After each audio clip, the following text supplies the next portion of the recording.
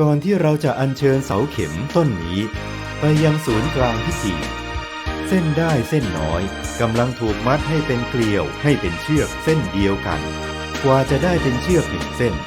เราต้องร่วมแรงกันด้วยใจสมัครสมานสามัคคีใจประสานใจและหากนำเส้นได้เส้นเล็กๆที่ฟั่นเป็นเกลียวมาผูกต่อกัน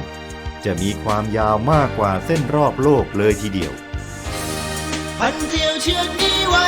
เธอจะเป็นดังสายใย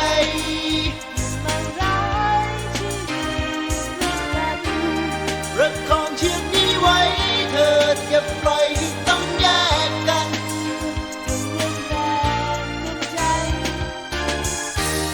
พันเกลียวเชือกนี้ไว้เธอจะเป็นดังสายใย